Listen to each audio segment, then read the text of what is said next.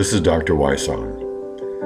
This series of videos on the big questions of life will show where each one of us is led if we dare to leave behind preconceived ideas and see where reason and evidence lead. Have humans evolved?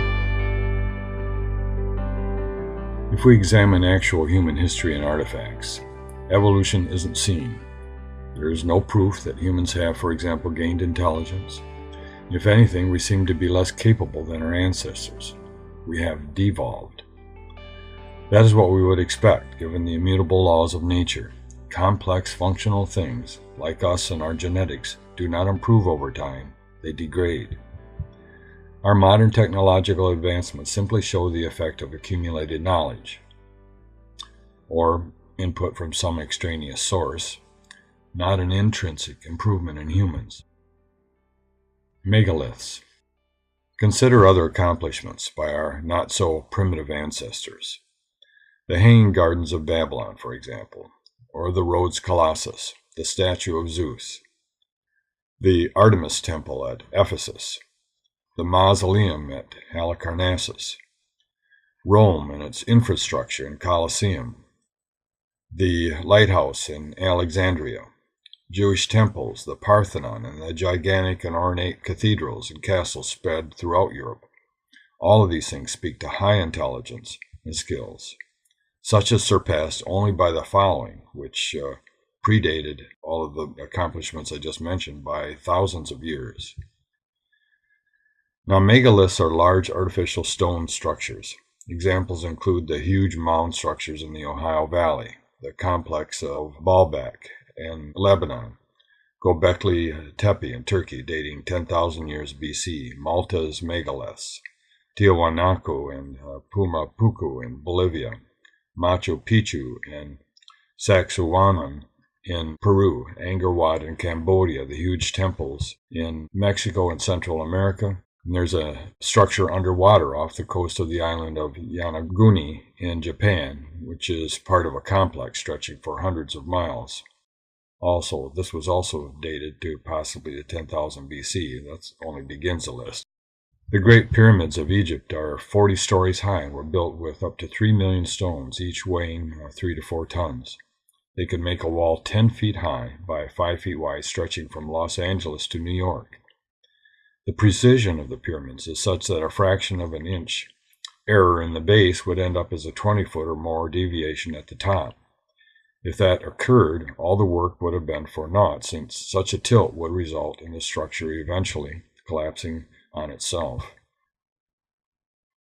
The Sphinx in Gaza is almost the length of a football field and 6 stories tall. It was carved out of a single stone thousands of years before the Egyptians discovered it in about 6000 BC. Nan Madol is an 80-acre island in Pohnpei, Micronesia, also known as the Venice of the Pacific. It consists of 900 artificial islands. There's 750,000 metric tons of stones used in the 800-year-old structures. Some measure more than 20 feet in length and weigh 50 tons. They're believed to have been transported from a volcanic site some 20 miles away. Now, some of the walls are 30 feet high and 10 feet thick, and they rest upon a foundation of similar huge stones, either built underwater or perhaps they were built prior to the last ice age when the ocean was much lower. A temple platform in Lebanon is made of 5 million square feet of stone blocks. Most of them weigh hundreds of tons. The trilithon consists of 3 single stones weighing over 1,000 tons each. They were quarried from red granite and then moved a half-mile uphill to their placement. The stones are fitted so closely together that when first unearthed they were thought to be one large stone. Nobody knows who made the structures, and there's no evidence of any roadway from the mountain quarry from which they were taken to their destination in the temple. Equally astounding is the fact that many megaliths were built precisely in orientation for astronomical observations and predictions. Although dating thousands of years BC, the billions of tons of worked megalithic stones found worldwide contain evidence of machining and technology we not only don't possess, but we can't even imagine how it was done. Extremely hard rock weighing hundreds of tons is polished to a mirror finish. Interior angles are made which are only possible today with large room-sized laser machines. There are precise vertical notches and cuts coursing several meters perfectly straight and some curving. Some cuts are thinner than even modern jewelers can create. Other cuts show imprints of circular saw blades 3/16 of an inch thick and 18 feet in diameter. No such saws exist even today. Perfect holes have been bored at a rate of 500 times faster than possible with modern boring equipment. On top of that, there are furrows in stone, akin to pulling a finger or tool through soft clay, showing evidence that granite could be worked while transformed into some kind of plastic malleable state. Now, I've done some masonry and split and laid stones and blocks. Attempting to place a stone that weighs just 100 pounds, even when I get to fudge with mortar all around the joints, is a gigantic feat. I can't even imagine how I or an army of thousands of workers would quarry a 1,000-ton stone out of solid red granite and shape it into a perfect cube. Nobody can imagine this. These stones that exist not only in Lebanon, but stones placed all over the world. It's embarrassing that with all of our tools, engineering, machines, evolved brains, and accumulated history and technology, such feats lie outside all modern capabilities. We so-called evolved humans can neither figure these things out nor accomplish them, but our so-called ape-like ancestors could. History should be rewritten, but conventional science and archaeology mostly ignore the evidence because it contradicts the prevailing evolutionary bias. Those who attempt an explanation argue that tens of thousands of ancients with nothing better to do chipped away day and night with crude tools to create the megaliths. They then supposedly slid stones weighing millions of pounds across miles and up hills with twine made out of twisted plants. But modern-day Peruvians, Egyptians, and other civilizations around the world where megaliths are found are totally incapable of the ancient megalithic architecture and machining. For example, here you can see characteristic historical and modern Peruvian and Inca stonework, which looks similar to mine, placed on top of the advanced technology that preceded them. The geoglyphs in Peru, also known as the Nazca lines, range in size up to 1,000 feet and include a variety of geometrical and animal figures. They were sculpted 2,000 years ago and are only recognized for what they represent when viewed from an airplane. Hundreds of Costa Rican stone spheres, estimated to be up to 4,000 years old, range in size from a few inches to over 8 feet in diameter. Many were hewn out of solid granite, although there is no immediate local source of granite, and they weigh as much as 16 tons. They are nearly perfectly spherical. One sphere with a diameter of 6.5 feet varies only by ½ an inch at its circumference. No one today can duplicate this kind of a feat. Anomalous archaeology.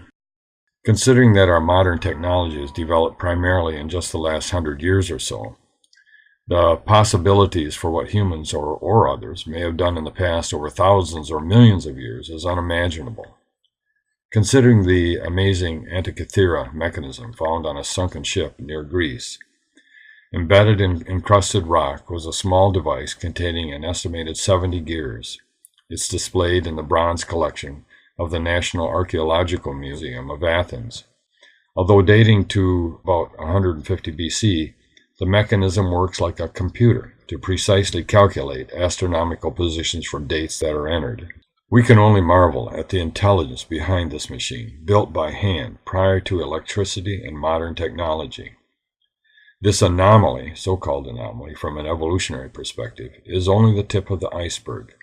Archaeologists without evolutionary bias have also discovered prehistory evidence of engines, machine-cut optical lenses, tiny drills and ultra-sharp blades, fine jewelry, sophisticated dentistry and surgery, high-speed drills and other machining tools, anesthesia, electrical lighting, sound waves used to move gigantic objects, detailed world maps including the poles prior to an ice covering, x-rays, rolls of sheet metal, wallpaper, vast underground tunnels, cities, and auditoriums large enough to hold 60,000 people, automatic doors, microtechnology and nanomachines, dry cell batteries, flying technology, plumbing technology, and more. Just internet search, anomalous archaeology, or ancient artifacts, or CREMO, C-R-E-M-O, forbidden archaeology. It seems such evidence should be everywhere and obvious, but keep in mind that even our modern world and all its artifacts could disintegrate and leave few traces if destroyed by natural forces and left to the elements over millions of years. Devolution. At the age of 6, we have 5 times more neural connections in our brains than when we are adults. The number of connections is directly related to intelligence capacity. Some 80% of the neural mass in the neocortex, which is the small part of the brain with all those fancy folds, is dissolved by age 14. So as an adult, we have only 20% of the brain potential we had at 6. We use only 5% of what's left. While this retrogression occurs, the more so-called primitive parts of the brain remain unaffected and intact. Evolution cannot finagle an explanation for how and why a brain of incalculable complexity arises and then dissolves and doesn't use most of itself, while at the same time retaining the parts believed to be the primitive outmoded precursors. Not only does the brain seem to physiologically and anatomically dissolve, but so too does human capability. Take a modern-day course in philosophy, and you will be studying the thinking of Greeks who lived over 2,000 years ago. Language was invented long before that. The sciences that led to the modern industrial era were formulated almost entirely in the 17th century. The astronomical knowledge of ancient sages and mariners has only been slightly tweaked since their time. The skill at prose, poetry, music, architecture, and art by those in the distant past working under candlelight is to be envied by us today. Read the letters of Civil War teenagers. It is a humbling experience. Today we graduate people from high school who can barely speak or read, much less write eloquently. The vocabulary of today's high school student is less than half what it was in 1950. 15 years ago, people could distinguish 300,000 sounds. Today, the average is 180,000, and many children can't exceed 100,000.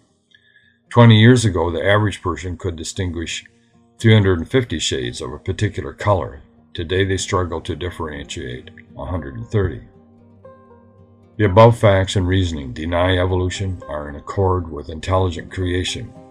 No predisposition to religion is required to come to this conclusion. Moreover, the evidence is in contradiction to Holy Book theologies. Thank you for listening. Keep in mind that solving the big questions requires foundations upon which truthful answers can be built. So please work through the series sequentially. This information has taken decades of research, thought, and writing. Aside from the peace of mind the solutions have brought me, the only reward I seek is hearing that it's helped you. Feel free to contact me with any comments or questions at asifThinkingMatters.com.